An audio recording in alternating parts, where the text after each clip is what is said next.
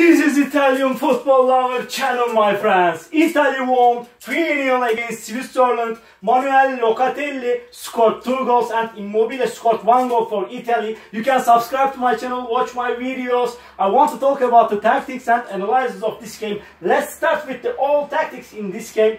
Italy played in Mancini's classical formation 4-3-3 and Switzerland played in 3-4-1-2 formation.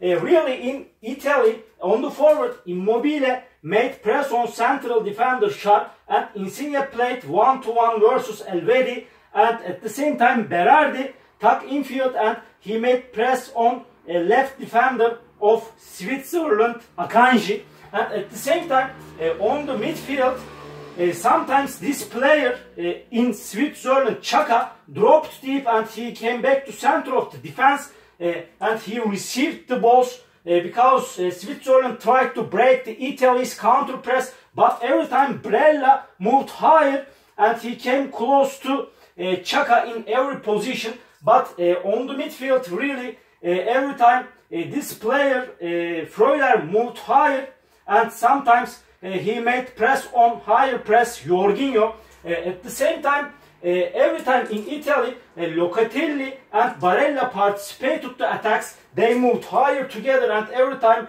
Locatelli got into the Switzerland box and he tried to find goal positions. Really, in Italy attacks, Insigne and Spinazzola forced the right wing back of Italy. Really, in one position, this player Elvedi tracked Insigne to the midfield, and really there was empty spaces behind of defender Elvedi, and with Insigne's pass, Spinazzola moved higher and wider. He found one goal position in the first half, but he missed it. Really, Insigne and Spinazzola forced the right wing back of Switzerland. In the first half, sometimes this player, Seferovic, and this player, 13 number, this player made press on Di Lorenzo, and they forced a little bit right wing back of Italy. But really, on the forward, this player, 7 number, Embolo, made press on this defender Chiellini, and this player Shaqiri made higher press on other center back Bonucci, and Seferovic played close to Di Lorenzo, and every time Endudu on the right, he moved higher and wider in Switzerland and played close to Spinazzola, but sometimes he caught up higher, and really Elvedi stayed 1 versus 2 against Insigne and Spinazzola when Endudu caught up higher. Really, in Italy team, Jorginho directed the team so good. He played front of the defense line, and really in this game sometimes Jorginho's long range passes to the right wing to Berardi. For instance, in the first goal of Italy, Jorginho's long range pass to the right, Berardi met the ball, and really this player, this left wing of Switzerland, caught up higher and Berardi tucked infield. Really, every time Locatelli tried to find goal positions and he got into the Switzerland box, and Berardi tucked infield, he gave his pass and Locatelli got into the Switzerland box and he scored the first goal of Italy. Really, in this game, so many times these pivots, Xhaka and Freuler, caught up higher, and Italy made very dangerous counter attacks in this game. Really. But the first half has been finished 1-0, but in the first half I want to indicate that Chiellini was injured and Acerbi replaced of him. Acerbi played on the center of the defense with Bonucci, like this. In the beginning of the second half, Switzerland made one sub, and this player, Seferovic, out, and Gavranovic replaced of him, 19 number, Gavranovic replaced of Seferovic. And really, in the second half, Italy set deeper and close to all spaces on their own half pitch, and Switzerland tried to develop attacks, and there were 2 more substitutions in Switzerland, and Endudu out, and on the right of the midfield, and this player, 3 number Widmer, replaced of him. And other substitution, really this player shut out on the defense. And after Akanji played on the center of the defense, 5 number instead of shot. And this player Rodriguez came back to left of the 3 defenders. And this player Zuber, 14 number Zuber played on the left of the midfield. After Zuber got into the pitch, really he forced to right wing back Di Lorenzo so much, and he found 1 goal position. Really sometimes Italy's right wing back stayed and there were some empty spaces on the right wing back of the Italy. Di Lorenzo became to be narrower, and Zuber found empty spaces here, and he took infield to the Italy box, but he missed the goal position. Donnarumma saved Zuber's shot. Really Switzerland's wings were stronger after these substitutions, and Roberto Mancini made 2 substitutions. Really it was so important, and really Insigne out on the left, and this player Chiesa replaced of him, Chiesa. And other substitution on the right, Berardi was tired because he ran too much on the field, and this player Toloi replaced of him. But after this substitution, Toloi played as a right back. And Di Lorenzo played front of Toloi, Di Lorenzo.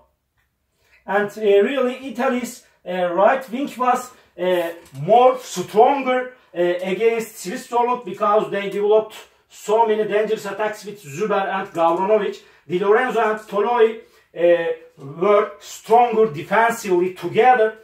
Sometimes after this, really in the second half, Switzerland made higher press on Italy as a team, but Italy has broken this higher press of Switzerland, and Italy developed very fast, very paced, dangerous attacks. Really, and one of these attacks, really again a developing attack from the right. This player Barella moved higher to the forward, and again Locatelli moved higher and tucked infield.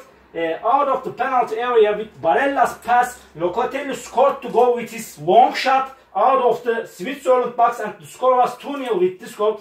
Really in the second half, there were so much empty spaces behind of Switzerland defense line. Really Switzerland defense line moved higher, and Immobile really made dangerous running behind and between of these defenders Elvedi and Akanji in the second half, but Immobile missed 2 goal position at the same time from here.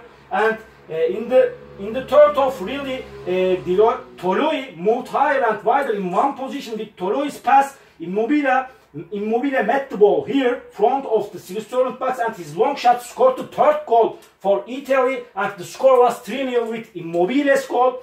Really sometimes Italy's formation turned into 5-3-2 in defensive position. Really Chiesa and Toloi made Italy's flanks stronger against Switzerland, and sometimes Immobile and Chiesa stayed on the forward together. Di Lorenzo came to right back, and Di Lorenzo made the defense line 5. Toloi tucked inside. Really Chiesa sometimes played on the forward with Immobile, and sometimes Chiesa dropped deep and he came back to left of the midfield and he played defensively. He helped Spinazzola on the left, Chiesa, after he got into the pitch.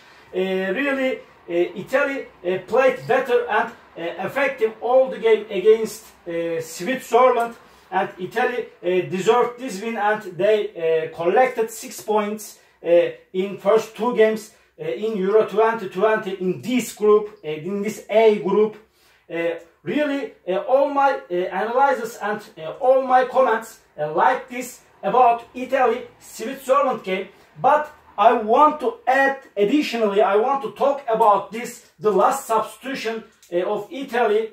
Excuse me, Locatelli out in Italy on the midfield. Really he played very good. He was one of the stars of this match, and Cristante replaced of him, and later this player Barella out and Pessina replaced of him. Pessina played here, and other last two substitutions in really Switzerland. Freuler out and midfielder Sov replaced of him, 15 number Sov, and really Shakir out and 11 number Vargas replaced of him. Vargas played as a forward. Gavronovic, Embolo and Vargas played on the right forward. These three played on the forward, but they couldn't find so many clear goal positions. Italy's solid defense line. And all my analyses and all my comments like this about Italy-Switzerland game. You can subscribe to my channel, watch my videos. Please open up your notification links, notification bells. Thank you very much. See you on my next videos, beautiful people. Bye!